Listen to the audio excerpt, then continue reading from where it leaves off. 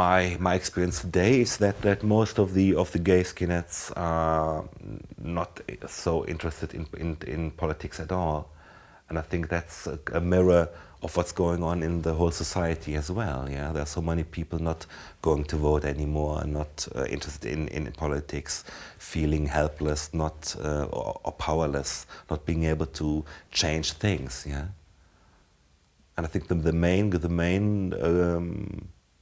majority of the gay skinheads is more or less non-political, and there's some white power, and I hope always increasing number of people standing up against racism.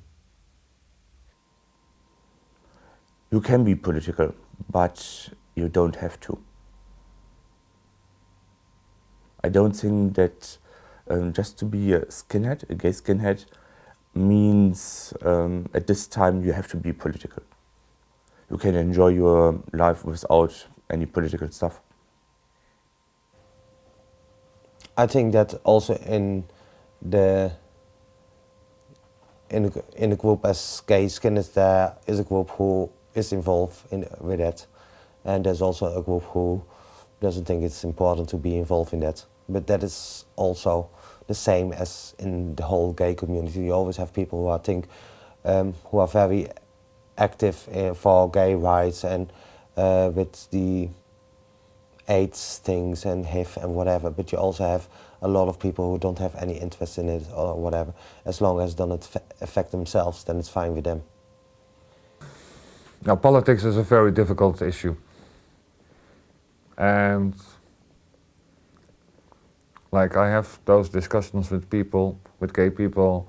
They say a gay person can't be right-wing. And I don't see the point, because, and that's basically also, again, I am what I am, and I think what I think, and I don't want to think different because I'm gay. It's just what I think and what I believe at this moment. Like in 10 years, I can be completely different. There's some people got really hung up about not being assigned to any Nazi or fascist look at all, or the chat group, things like that. But they get so obsessed about that. But I have a problem with that. Why do they get so obsessed with being mistaken for that and yet adopt a look which is similar to it? They don't try to disprove that they're not fascist themselves. Politics, again, is an individual thing. But generally across the board on gay skinhead issues, it's a non-racist policy. I think it is important if we want an inclusive, tolerant society not to accept any fundamental things, whether it's a fundamental Muslim or a fundamental Nazi, you know. But there is a wide breadth that we can accept within that.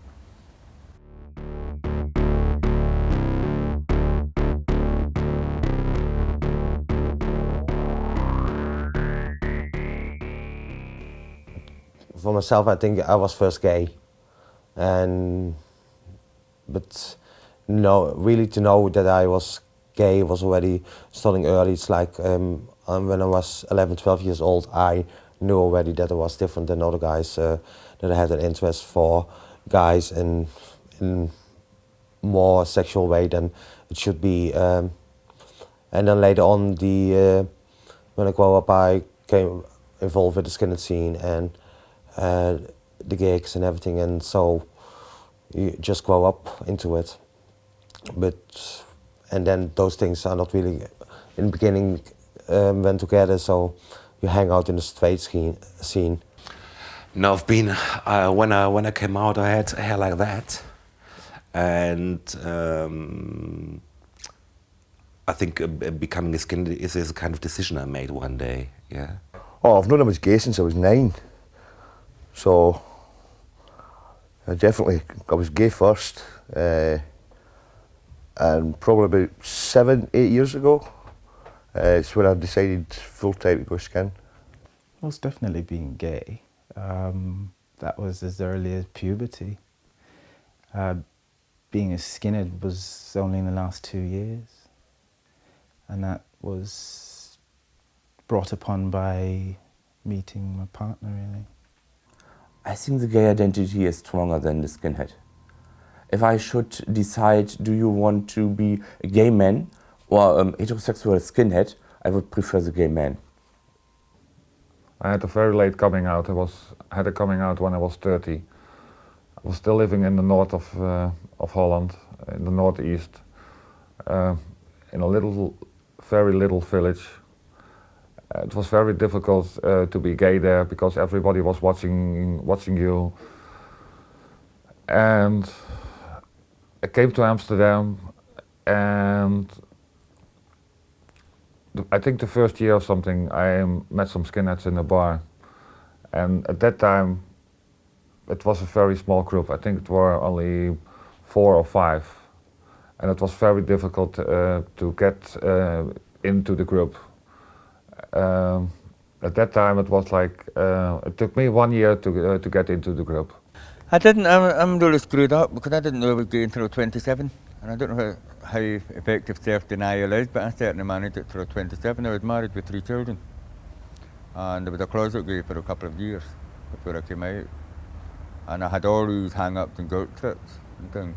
So when I finally settled down into the skinhead culture, that's when I felt I'd come home, not when I became gay. Well, for me, it was a bit of a mixture because I came from, in my teen years, I was involved with the scootist and the skinhead culture. Although I didn't at the time have a skinhead, it was very, very a part of my life. You know, we used to go everywhere together as a group and a community. We used to travel up and down the country from one end to the other on our little scooters, and it was a hell of a time and probably one of the best times of my life. But at the time, I knew I was gay, but I never took on that identity at the time to prove that I was a gay skinhead, because I didn't come into it one little bit.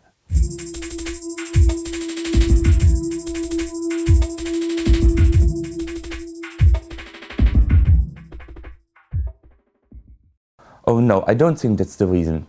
I think the the gay men who like to act as a skinhead, like only skinhead. It's not a counter-react. I think a lot of people will adopt the gay skinhead name to be part of it, to get the good trade basically. I'm well into my 40s now, and I saw the coming through the clone movement, through the Thomas Finland stereotype, and then I saw this gay skinhead type, now moving into the sport gladys type fetish things. So I see all these things evolve, and I think gay people will always embrace what they see to be tough. Well, probably they adopted the image of a skinhead because it's like, oh, it's butch. People are, in the beginning, people were shocked when you came as a skinhead into a gay bar, and they were afraid and feel threatened. Nowadays, it's much more easier. It's like a normal image of the gay scene, but in the beginning, certainly it was. But having said that, to be fair to it, I mean, I've got a lot of camp skinhead friends who are not ashamed of their campness. I think a few years ago, yeah, guys used to dress up in skinhead gear to try and prove to the hetero world that they didn't want to appear to be the queenie faggot that was out on the streets. But now, what's come into that is the very effeminate side of the community has taken on this role and taken on the dress, and now it's quite a cross section of the gay community who's dressing up in skinhead gear or taking on that role. I think for my part, it has a lot to do with what's life about. Yeah, I can tell it more from my own point of view. I think what's quite important is just being yourself. Yeah, and when I go out into the gay scene and see other skinheads, most of the time I think that's not. I don't see themselves. What I see is they are just playing the kind of role which is into their head and the one they are fulfilling. So I can be queenish when I'm a skinhead, I can have fun when I'm a skinhead, I can look friendly when I'm a skinhead, I can kick somebody when I'm a skinhead, kicking for sexual reasons, not for just being violent to somebody, because my own identity is much broader than just that one thing. So, and when you're asking me, is it about masculinity, then I would say, no, being a gay skinhead is not only about being a real man, yeah? At least not for me. I can be soft, I can be hard.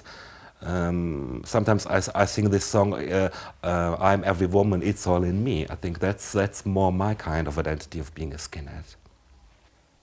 Possibly, but I think gay has become so mainstream already anyway that a lot of people aren't really bothered about whether or not they look really hard or really soft.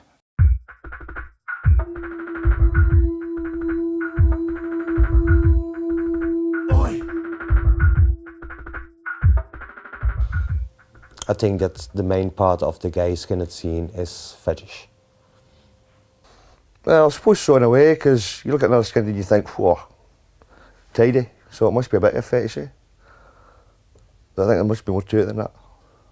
I think next to the sexual part, it has to do with being friends with another skinhead as well. What's attractive? People do it for the fetish reason, because a lot of sex is about power play. Skinhead imagery is a very powerful image. So there are certainly some people who do it for that reason. There are other people who just do it because that's what they feel is right for them.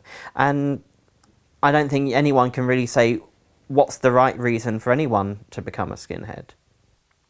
I think the majority do it for sexual reasons, yeah. The majority of people out there who say they're skinheads or gay skinheads say that for sexual reasons, definitely. Everybody in the scene that I've met so far is more of a fetish. Dressing up in boots and looking really hard. I think people get off on that.